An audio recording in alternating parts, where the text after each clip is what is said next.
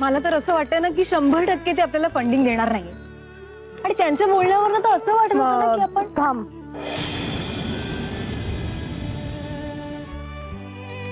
Problem झालाय. तेच तर मी सांगते ना की यांनी फंडिंग नाही थांबशील दिलं. का?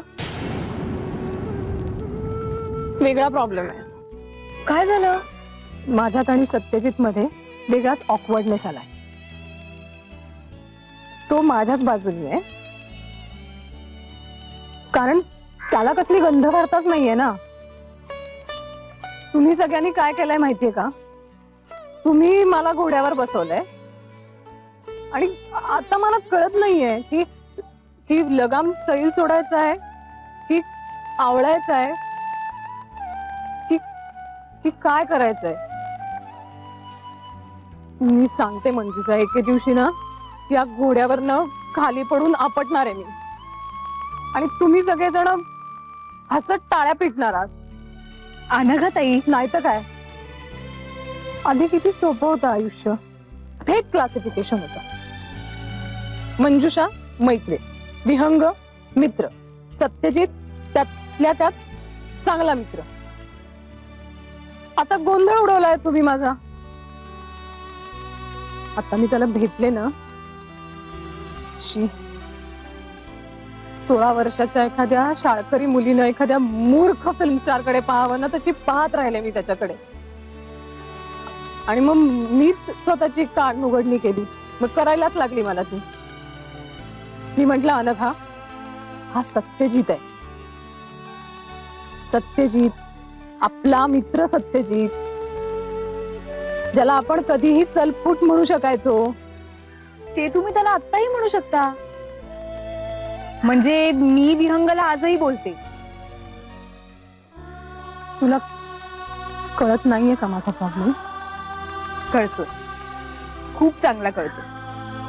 आणि माझ्यापेक्षा जास्त चांगलं कोणाला कळणार? अनघाताई, ह्या सगळ्या स्टेजेस मधनं मी सुद्धा गेले आणि तुम्हाला ते चांगलंच माहिती.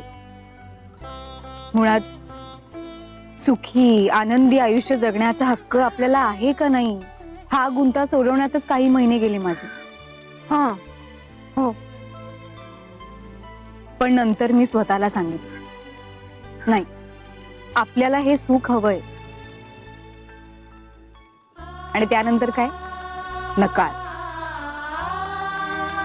विहंगचा नकार पचवून सुद्धा काही महिने जगले मी. पण त्यानंतर फायनली साहेब हो म्हणाले आणि मग आमची नौका एकदाची धक्क्याला लागली. पण खरं सांगू अनघाताई, ह्या सगळ्यामध्ये ना सतत एक टेन्शन होतं की प्रेम मिळवण्याच्या नादात आहे ती मैत्री सुद्धा गमावून बसते तर. एक्झॅक्टली.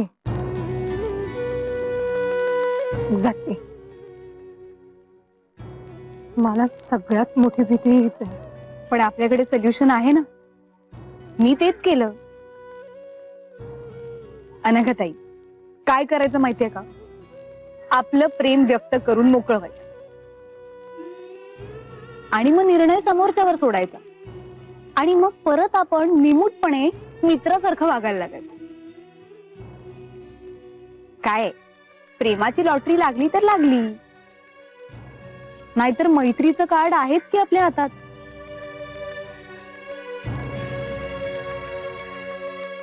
इतकं सोपं असतं? करू तितकं सोपं आणि करू तितकं कॉम्प्लिकेटेड.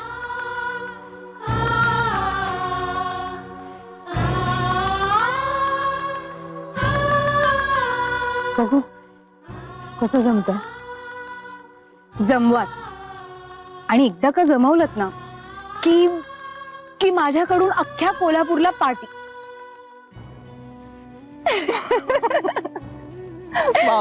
चावी दे गाडीची.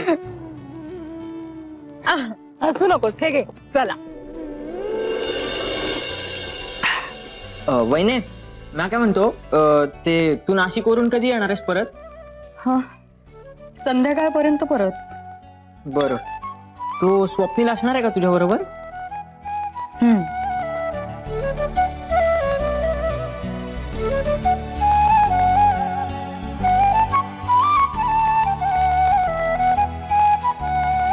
सोन्या, अरे असं काय पाहतोस तू? अगं नाही म्हणजे ना, तो स्वप्नील तसा चांगला आहे. मग हे बघ म्हणजे तू माझं मुस्काट फोडणार नसशील ना. सोन्या, आगाऊपणा नकोय मला. अगं पण वहिनी काय हरकत आहे, सुखात राहशील त्याच्यासोबत आणि आपल्या शुभ्रावर पण जीव आहे त्याचा. तू लहान तोंडी मोठा घास घेतोय असं नाही वाटत तुला? घास कुठे, घोट घेतोय चहाचा. चालतं हो इथून, चल. अगं पण वहिनी ऐक ना. सोन्या प्लीज मला पिडू नकोस रे, प्लीज आत्ता नको. आणि तू मला त्या पूनमच्या नावाने छळतेस, त्याचं काय? कसं आहे सोन्या, तुझ्यात आणि इतर कुठल्याही मुलीमध्ये तिसरं नाव नाहीये ना, जे तू काही केल्या तुमच्या आयुष्यातून नाही काढू शकत. माझं तसं नाहीये. सत्यजित मुधळकर बरोबर तुझा घटस्फोट होऊन 7 वर्ष झाली. पूर्णविराम लागला त्या नात्याला आता. तसं नसतं. काही वाक्य पूर्ण विरामानंतर हे सुरूच राहतात नाही का?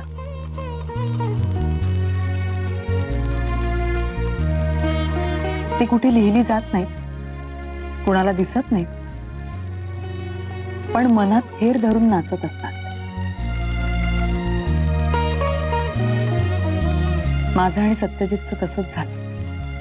आमचं लग्न मोडलं.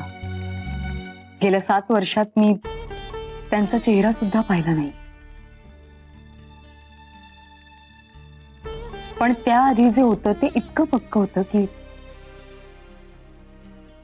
ते काही केलं. कळलं. तुम्ही बायकांना फालतू मध्ये खूप इमोशनल होता. माझा एक मित्र आहे गोट्या, तो नेहमी म्हणतो ट्रेन, बस आणि पोरगी या तिघांच्या मागे कधीच धावायचं नाही. एक गेली तर मागून दुसरी येतच असते. आता तुझ्या मित्राप्रमाणे जर सगळ्यांचं आयुष्य सोपं झालं असतं तर मग कशाला हवं होतं? बरं ठीक आहे, आय एम सॉरी. उगीच मी हा विषय काढला. बरं शुभ्रेचा फोन, ती पोहोचली का? पोहोचल्या. तू याच्या जस्ट आधीच फोन आला होता तिचा. मॅडम युनिफॉर्म वगैरे बदलून मस्त हुंदडायला बाहेर पडल्या सुद्धा. चला गब्बर बाहेर यायच्या आत पाहायला हवं. सोनिया, याद राहा का माझ्या बाबांना परत असं काही म्हणालास तर? अगं काय झालं, चांगलं नाव आहे हे. मला जर का मुलगा झाला ना तर मी हेच नाव ठेवेन, गब्बर सोन्या मुधळकर. चल जा आता. चल येतो, बाय. नीट जा. हा बाय बाय बाय.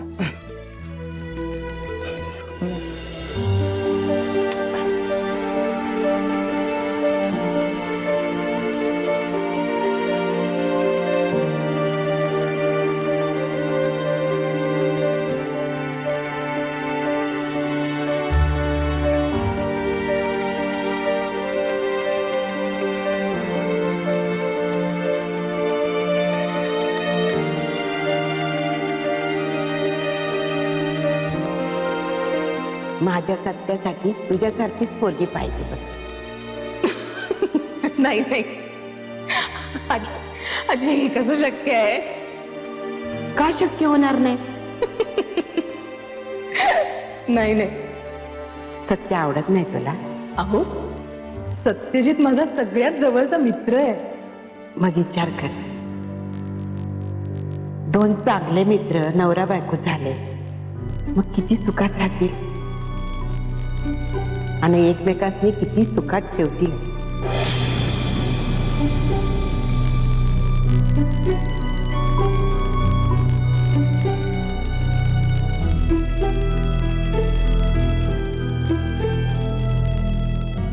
माझी म्हणजे मी काहीच नाकारत नाही आहे, पण मला सत्यजितची खात्री नाही आहे. म्हणजे तुम्ही तयार आहात ना? मग आपण दादाशी बोलू. आणि काही नको प्लीज.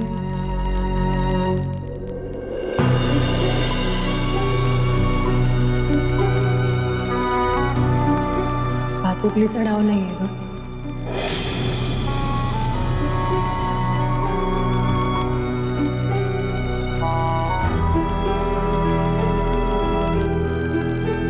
स्वतःच माकड करून घेणे, या वाक्प्रचाराचा जिवंत अर्थ कुणाला हवा असेल ना, तर हा बघा बघा.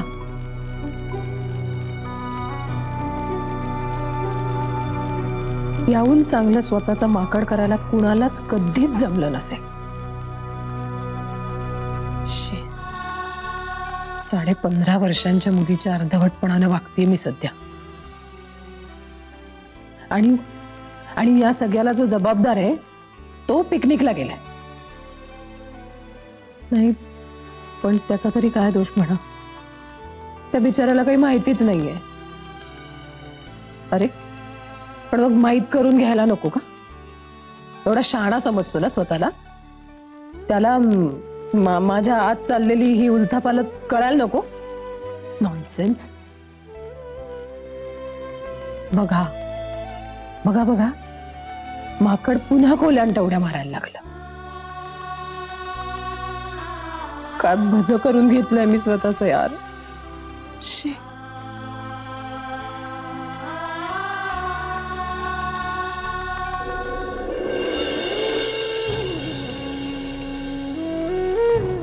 मंजुषाचं काय जात आहे बोलायला? करू तितकं सोपं म्हणे. अरे मी केल्याने गोष्टी सोप्या होत असत्या तर नाही, पण एक खरं आहे, यावर उपाय मलाच करायला हवा. कारण मी सत्यजितवर हल्ली जी विनाकारण चिडचिड करते ना, त्याला कंटाळून तो मला बघितलं पुन्हा त्याचाच विचार. नाही पण चिडचिडीला तो कंटाळेल ते महत्वाचं. त्या चिडचिडीचा तुला पण त्रास होतोय ना भवाने, त्या त्रासावर उपाय कर आधी. हे बघ ऐक, बोलून मोकळी हो सरळ. अनघा, भिरभिरती पाखरं पोटात घेऊन आणखी किती दिवस जगणार आहेस? कळतंय का? हो आते, क्या बात है. मला ही जागा लई आवडली बघ, लई पसंत पडली. पसंत पडली की नाही? पसंत पडली की नाही? ऐक, तुझ्या हनीमूनचं बुकिंग आहे ना इकडेच करू, डिस्काउंट मध्ये. चल येड्या, मी हनीमून इथं नाही करणार. मी माझा हनीमून स्वित्झर्लंडला करणार. अगदी यश चोप्राच्या पिक्चर वाणी.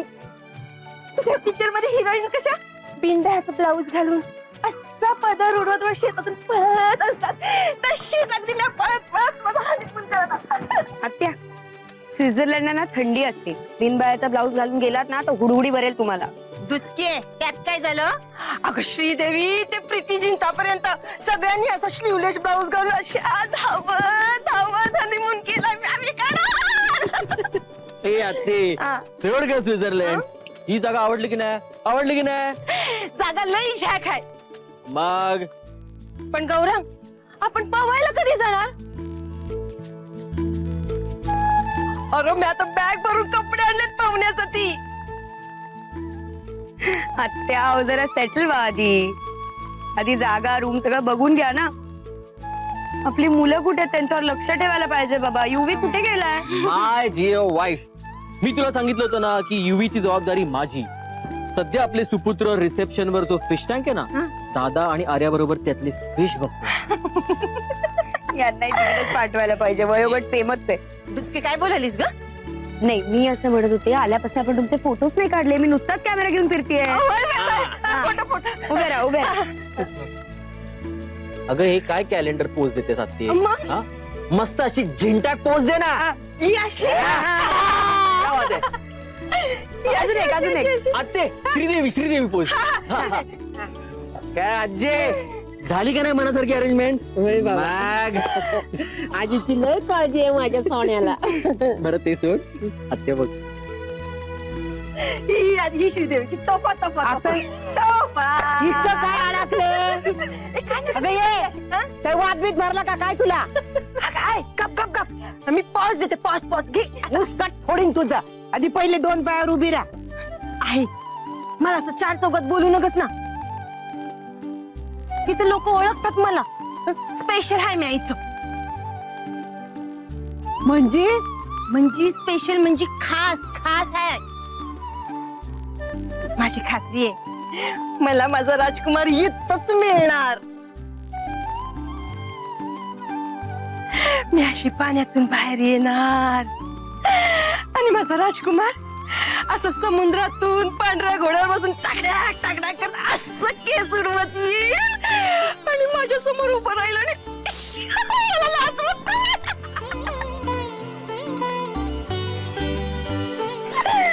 तुझं लाजून झालं असेल ना तर पत्र पाठवून कळव आम्हाला. हा म्हणजे मग पुढची सहल काढूया आपण तुझ्यासाठी. काय आहे का पण बोलाले गौऱ्या, अरे बाकीचे कुठं आहे ते? दादा आणि मुलं तिकडे ऍक्वेरियम पाशी आहेत आणि मंजुषा आणि विहंगाचा रोमॅन्स चाललाय इकडे. बघू ना बघू. बघू काय दुसऱ्यांचं रोमॅन्स ही बघायची गोष्ट असते का? ते कशाला आलोय आपण? काय चाललंय तुझं? मी तर नुसतं ततपप करू नको, काहीतरी प्लॅन कर. आत्या, आजी, दादाच्या रूमचा एसी बंद पडलाय. त्या मॅनेजरला जरा बघूनच आलो. हो हो हो हो चाल का? चल चल. मी आपण येते. एसी रिपेअर करायला एवढे? आणि ते मॅनेजरचं इथे सगळ्यांनी उगाच वरातीसारखं कशाला जायचं? तुम्ही थांबा, आम्ही येतो पटकन. डुचकी आहे आता. चेहऱ्यावर जेवढी बावळट वाटते ना ऍक्च्युली तेवढी बावळट नाही. हा? तुमचा तो प्रायव्हेट मधला रोमॅन्स नंतर. आणि ये त्या विहंगाला आणि मंजुषाला कानाला पकडून इकडे घेऊन ये. म्हणाव ही पिकनिकची जागा आहे, हनीमूनची नाही. इथं सगळ्यांनी मिळून खेळायचं असतं. या जा पळ.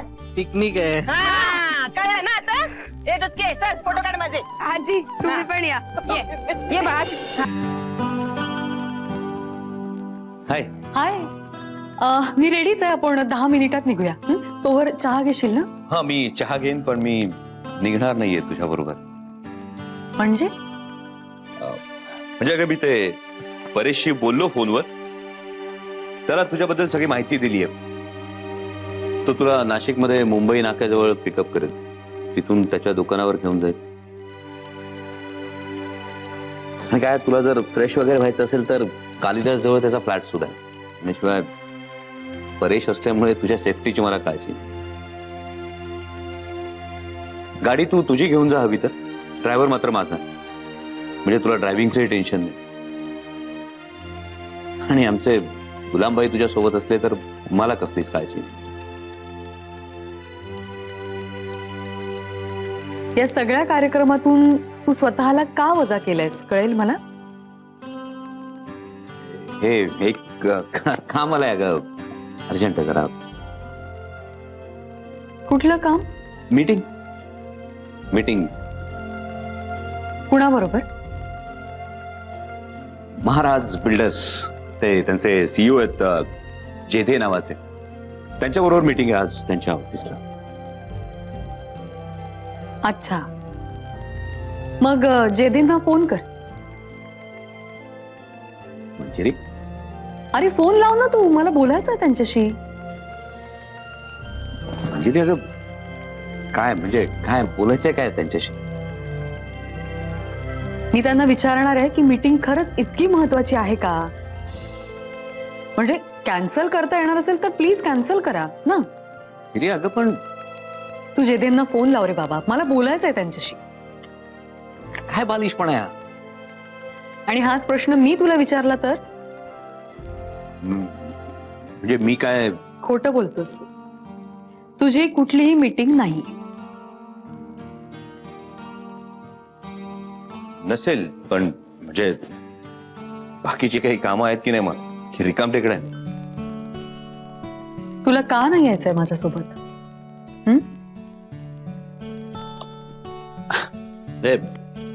माझ्या येण्याचं नक्की प्रयोजन काहीच नाही ना. हे बघ, माझ्या मित्राला मी तुझं नाव सुचवलं, त्याने तुझं काम पाहिलं, त्याला ते काम आवडलं आणि म्हणून आज तुमची पहिली मीटिंग आहे. त्यात आणखी काय करू मी? शिवाय मी आलो तर तुला उगाच अनकम्फर्टेबल वाटेल.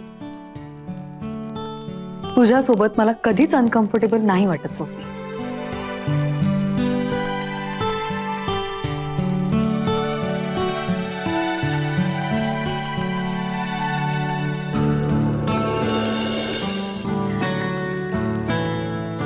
मला माहिती आहे आपल्या नात्याकडून तुझ्या वेगळ्या अपेक्षा आहेत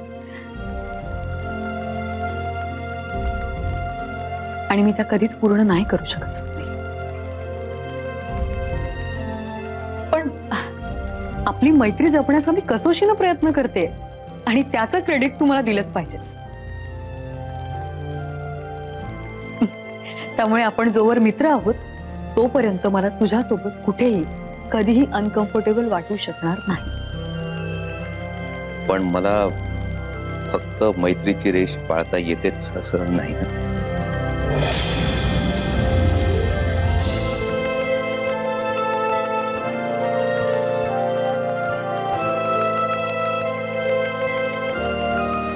कधी कधी ते कधी कधी जेव्हा येतं तेव्हा सुद्धा तू तुझी मर्यादा सोडलेली नाहीयेस स्वप्नी. त्यामुळे आता तू तुझ्या गुलामभाईनं रजा दे हा मूर्खासारखा विचार थांबव. आपण नाशिकला एकत्र जातोय ठीक आहे आणि आळीपाळीने ड्राईव्ह करूया. नाशिकचा रस्ता अत्यंत मस्त आहे. छान ड्राईव्ह होईल. काय म्हणतोस? आग्रहाची जलेबी शिष्टाचार म्हणून फार तर एकदा नाकारावी. पुन्हा ताट समोर आलं तर संधीचा लाभ घ्यावा. स्वप्नी